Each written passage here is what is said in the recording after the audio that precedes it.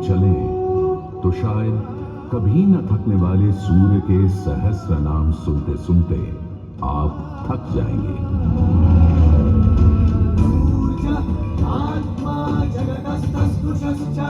हमारी सभ्यता के सबसे पुराने और आधारभूत ग्रंथ ऋग्वेद के पहले मंडल में ही सूर्य का बखान करती हैं ऋचाएं, और सूर्य से मिली अग्नि से ही शुरू होती है ऋग्वेद की पहली ऋचा अग्नि, जो सूर्य के प्रकाश और ऊष्मा में थी।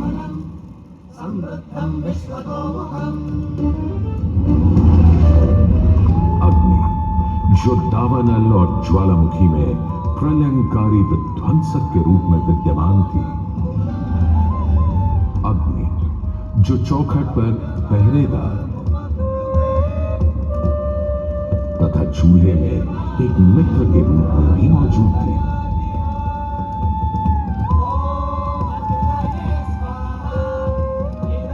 तभी तो भारत ही नहीं, पुरातन मिस्र में रा, दक्षिण अमेरिका में इंती, अफ्रीका में लीजा, फारस में अगी, चीन में झुराम, जापान में कागुत्सूची और खोजे, तुर्की में अलाज, यूनान में हेफेस्टोस हेलिकोस और रोमनों में वाल्कैन और फीबस जैसे पौराणिक अग्नि स्वरूप देवों की कल्पना विद्यमान है।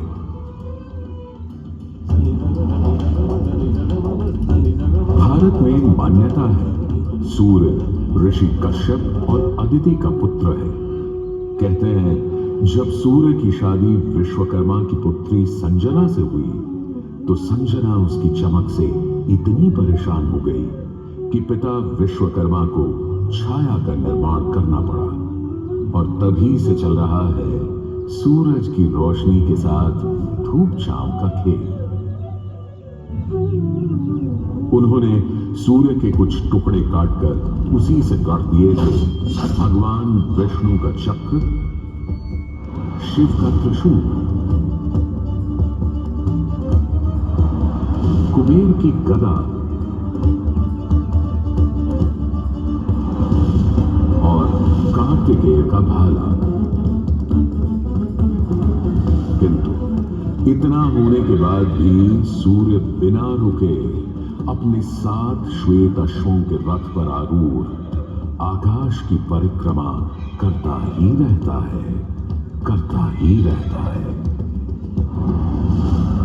असल में हमारे मानव बनते और 2 पैरों पर खड़े होते ही हम समझ गए थे सूर्य का प्रचंड प्रताप और प्रकाश, उसकी जीवनदायिनी शक्ति हर पल बदलते संसार में, हर रात घटते बढ़ते चांद वाले आकाश में केवल एक सूर्य ही है जो हर रोज सही समय पर उदय होकर हमारी दुनिया को जगमग, जागृत और जीवित कर देता है और हमें एक अवश्यंभावी स्थायित्व का आभास देता है।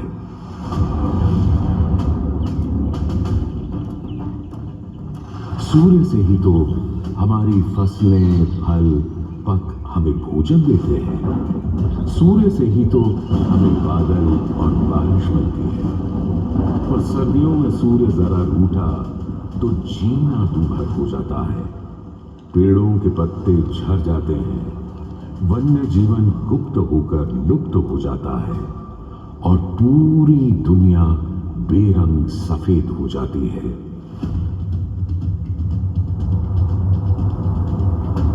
सूर्य ही तो सारे संसार को ऊष्मा, ऊर्जा और ओज से ओतप्रोत करता है।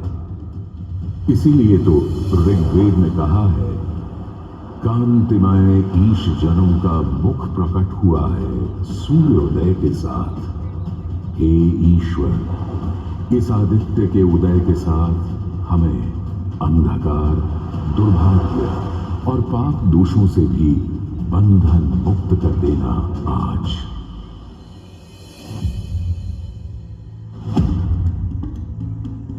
और अगर ग्रहण के समय सूर्य कुछ क्षणों को लुप्त हो जाए तो सारे संसार में हाहाकार मच जाता है।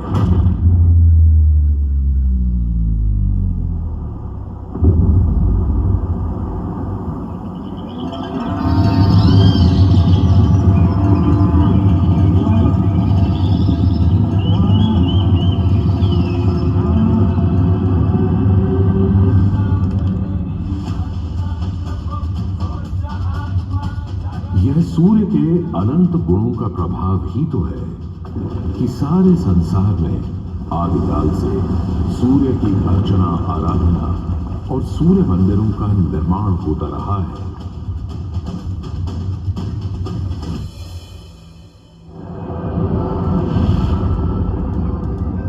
दक्षिण अमेरिका के इंका काल के सूर्य उपासना स्तूप, मिस्र के रामसेस मंदिर परिसर में स्थित सूर्य मंदिर, रोम और यूनान, चीन और जापान, मेसोपोटामिया और ईरान के सूर्य मंदिर और भी दुनिया भर में न जाने कितनी सभ्यताओं ने अपनी अपनी तरह की सूर्य उपासना और मंदिर परिसर देखे हैं।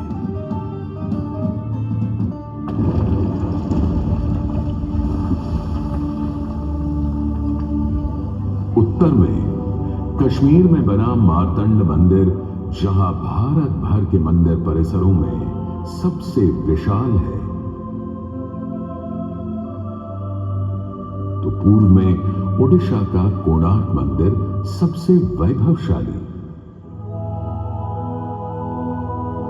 पूर्वोत्तर में असम और मणिपुर के सुंदर सूर्य मंदिर देखते बनते हैं,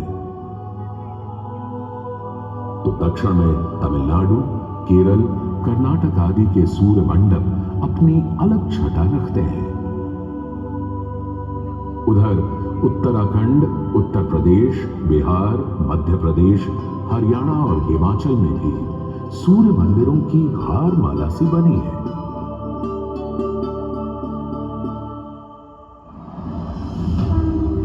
किंतु यदि मैं कहूं कि देश के पश्चिम में, अपने गर्वी गुजरात में, अपने इस मोढेरा में सदियों से स्थित आपके सामने खड़ा यह सूर्य मंदिर संसार का सबसे विलक्षण, विचित्र, वैविध्यपूर्ण, सुंदर, सुरूप, सुघड़ और सुघर मंदिर है, यह अतिशयोक्ति नहीं होगी।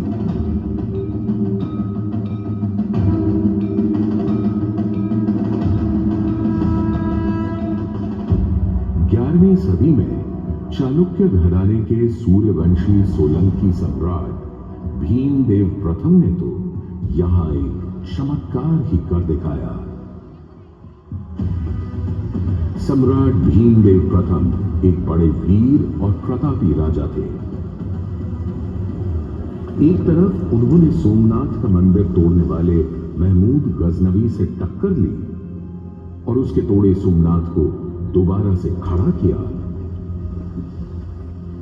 तो वहीं पूरे गुजरात में तमाम नए किले, मंदिर, तालाब और बाग बनवाए। उनके अद्भुत शिल्प प्रेम के आज तक साक्षी हैं सिद्धपुर का रुद्र महालय, पाटन का सहस्त्रलिंग तालाब, आबू और देलवाड़ा के मंदिर।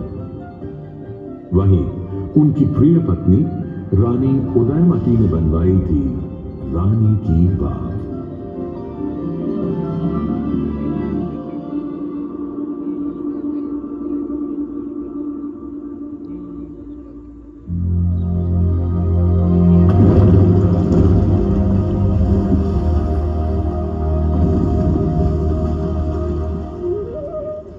किंतु इन सारे स्थापत्य और शिल्प के नमूनों से कहीं ऊपर था राजा भीमदेव का पुष्पावती नदी के किनारे सन 1026-27 में करवाया इस सूर्य मंदिर का निर्माण।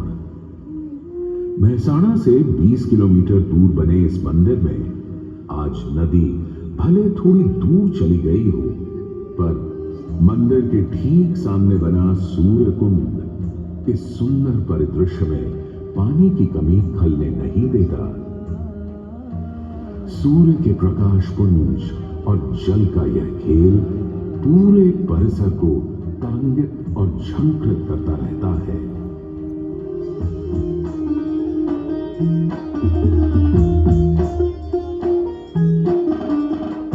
मंदिर के ठीक सामने बने विशाल कुंड में 108 छोटे बड़े मंदिर और उनमें रखी विविध देवी देवताओं की मूर्तियां इस मंदिर को एक अलग खास चरित्र दे देती हैं। इसका एक और नाम है रामकुंड, और क्यों ना हो, जबकि यहां विस्तृत धर्मारण्य वन क्षेत्र में ही श्री राम ने मोढेरक का निर्माण करवाया था। इस कुंड के पानी में मंदिर इस तरह प्रतिबिंबित होता है कि लगता है मानो अग्नि और जल घुल मिलकर कोई खेल खेल रहे हों।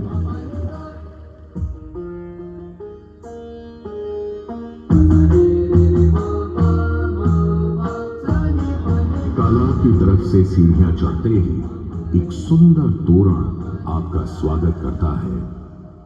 तोरण से होते हुए जैसे ही आप मंदिर के पास पहुंचते हैं, एक नया संसार सामने आ खड़ा होता है।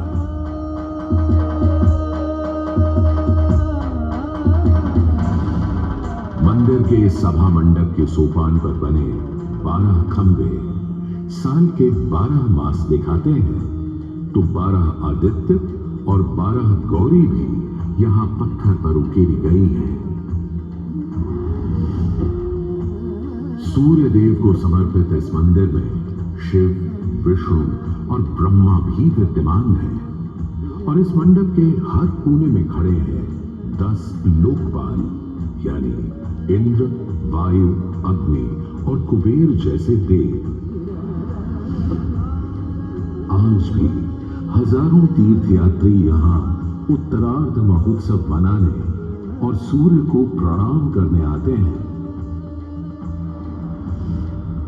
इस हेरिटेज साइट पर हजारों देशी विदेशी सैलानी भारत के इस विलक्षण सूर्य मंदिर को देखने, समझने, इसकी वैज्ञानिक पहेलियों को बूझने चले आते हैं। संसार और विशेषकर भारत में बने अधिकतर सूर्य मंदिरों की तरह मोढेरा के मंदिर को बहुत वैज्ञानिक सोच समझ से बनाया गया है। पूर्व पश्चिम धुरी पर पूर्वोन्मुखी यह मंदिर इस तरह रचा गया है कि विषुव पर्व के दिन, यानी उस दिन जब दिन और रात ठीक बराबर होते हैं, सूर्य की पहली किरण सीधे गर्भगृह में स्थापित सूर्य प्रतिमा पर ही गिरती थी।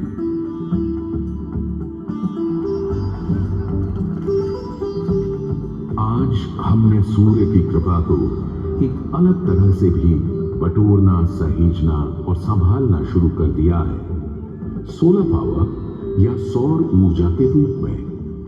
आज जब हमें अपनी धरती और पर्यावरण को खनन और प्रदूषण से बचाना है, तो ऐसे में भी सूर्य देवता ही तो हमारे सबसे बड़े मित्र बनकर सामने प्रकट हुए हैं।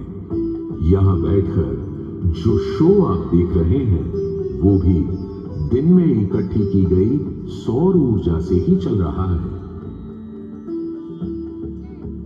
और क्यों ना हो, जब हमारा भारत दुनिया का चौथा सबसे बड़ा सौर ऊर्जा बनाने वाला राष्ट्र बन गया है।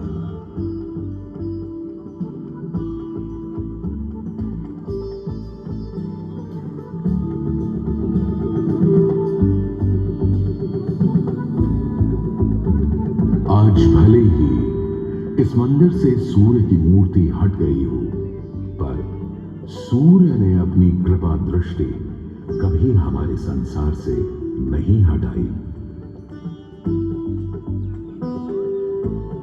हम तो बस मोढेरा के सूर्य मंदिर में फिर आए।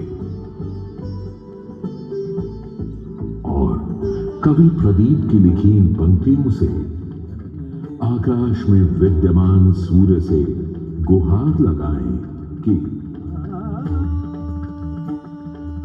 जगत भर की जिंदगी के लिए, करोड़ों की रोशनी के लिए सूरज रे जलते रहना, सूरज रे जलते